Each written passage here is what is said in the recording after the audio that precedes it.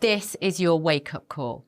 The British government is pushing forward with plans for a national digital ID system. They've called it the Brit Card. And if that name doesn't send a chill down your spine, you have not been paying attention. Now let's call it what it really is. The Brit Card is not about making your life easier. It's about making you easier to track, control, and punish if you step out of line across whatever line of the day is deemed important. They've wrapped it up in slick PR language about streamlining services and enhancing security. This is about building a centralised, state-controlled digital identity system that could be used, will be used, to link your finances, your medical history, your travel movements, your social media activity, even your social activity in real life, and more. It's quite frankly a digital dog tag, and once it's clipped around your neck, you will not be able to take it off. So let's start with the basics. What is this Brit Card? According to leaked briefings and government statements, and frankly any of us who've been paying attention knew this was coming, the Brit Card is going to act as a unified digital identification that every British citizen can use to access public services, to prove their identity, and eventually, though they won't say this part out loud, link with your banking, your health, and your travel movements. They're calling it optional for now, but we've heard that line before. Remember vaccine passports? Make no mistake, the Brit Card is the foundation of a surveillance state.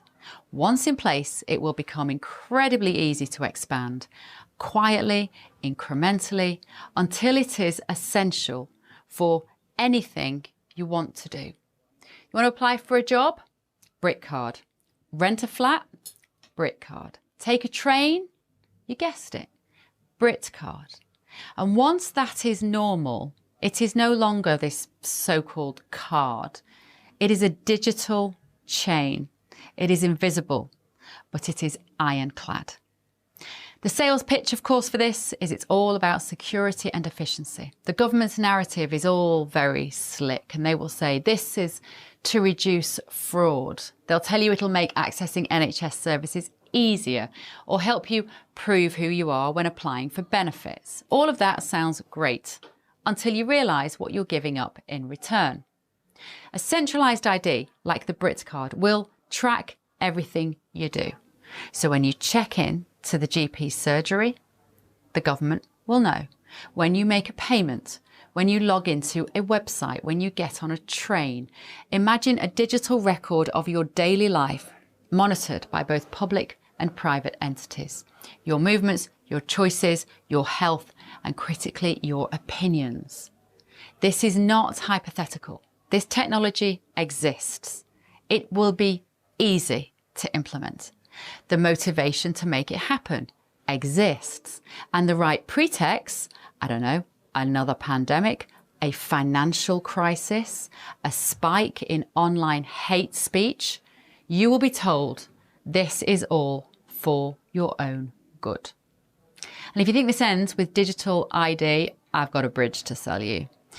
The front pages of the papers this week were telling you, as though you're idiots, that a Brit Card will stop people coming over on small boats seeking asylum, refuge, or being an economic migrant, because those people can often escape into the black market economy, working without the state knowing anything about them. Well, the state is already meant to know about them. If they're being given jobs, they should have the papers to secure that job. The Brit Card won't make any difference to that at all. It will not operate as a deterrent to people who want to come across to this wonderful country. So just ignore that when you're being sold that idea. Let's also not forget that we are already seeing the slow creep of programmable money. The Bank of England is working on a digital pound and has been for a few years. And there are active conversations now about linking spending capabilities to your digital identity. That means if your ID is flagged, limited, or suspended, I don't know, because maybe you said some hurty words on social media, that will mean you can't access your own money. Just let that sink in. The government already has a proven track record of making life extremely difficult for people who don't toe their very narrow line. From freezing protesters' bank accounts to threatening censorship online, the precedent is clear.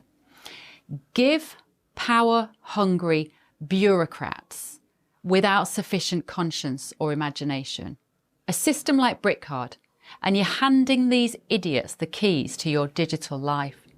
And just wait until it's tied to your carbon tracking or your health data. You didn't recycle this week? Points will be deducted. Bought too much red meat or petrol? Access denied. Did you say something misleading? Perhaps some misinformation, the kind of stuff that you and I would know to be true on social media? Your account will be flagged. If you think that is far-fetched, then you haven't been reading the same websites as me. You just have to go and have a cursory glance to the World Economic Forum website, and it's all there in black and white as an ambition. No vote, no debate, no accountability, no parliamentary scrutiny. This is all happening whilst we are talking about less important things. Now, what makes a BritCard so dangerous isn't just what it does, it's how it's being rolled out. There's been no referendum, no meaningful public debate, no mainstream media scrutiny worth mentioning. Everybody just treats this as though it's a fait accompli, and they completely lack the vision or the cynicism to work out what's going on.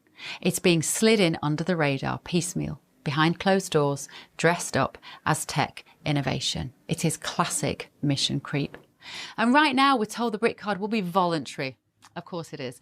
But so was the NHS app. So was that ridiculously expensive 30 billion quid track and trace check-in app. So was digital banking, remember?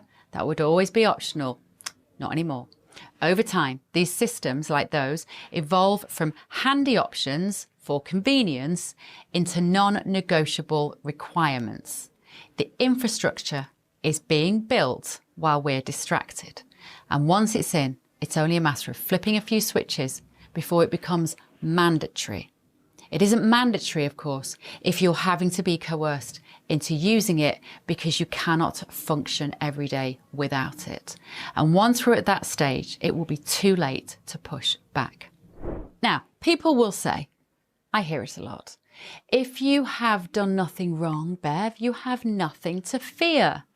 This is the language of tyrants or just deeply naive people who still think the government have their best interests at heart. Your right to privacy is not conditional on your obedience to the government or what society deems the latest omni-trend.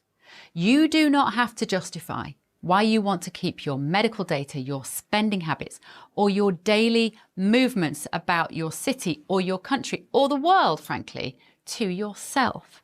That is called freedom. We are supposed to live in a liberal, Western democracy, not a digital cage in which we can't operate without the permission of bureaucrats at the other end of our telephones. Now, when the state can track you at will, freeze your finances and control access to services based on your compliance, it doesn't matter how well behaved you are. You've already lost the most basic of liberties, the freedom to live without constantly seeking permission to do normal, everyday things. So what can we do? This is the tricky part, but it is necessary. Try as far as possible not to opt in. And I know that's really difficult because we're not quite there yet, but there will be a pushback like there was with vaccine passports. Try not to let your data be captured willingly. Use cash still whenever possible. It's one of the best ways to fight back. It is private, it is anonymous, and it is the antidote to control-based payment systems. Speak to your MP. Demand transparency. Demand a referendum. Demand a say on this. Send them links. send them this video. Hi. Send them anything that you think will educate your MPs, because they probably also feel similarly about freedom, but maybe they just don't understand the significance of what they are voting through. You need to support independent journalism as well, and tech alternatives. Big tech is part of the problem. We need decentralized platforms, not government monitored IDs. And talk to your mates, talk to your family. Make sure this isn't like vaccine passports, where everyone was a little bit awkward and didn't know whether we should bring it up over Sunday lunch in case somebody at the table hadn't taken a state-mandated injection.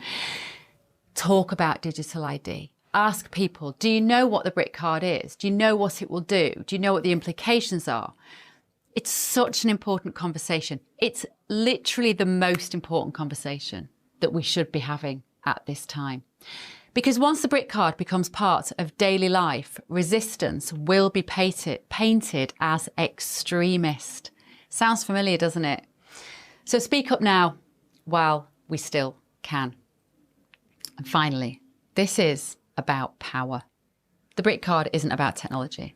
It's not about convenience. It's not even about illegal immigration, regardless of what they tell you. It is about power. Who has it?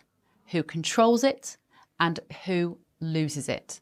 If we let our MPs, cheered on by tech companies, push this through without a fight, it won't be long before asking the wrong question, spending money on the wrong things, or holding the wrong opinion will put you on the wrong side of the system. And there will be millions of people who will be happy to cheer this through. It's not even about left or right. It makes that old-fashioned political paradigm utterly irrelevant. It is about being free or being trapped. And if we don't draw the line here at Britcard, it may be the last line that we ever freely get to draw. I won't be living with you in a digital cage. I will do everything to remain outside of that system.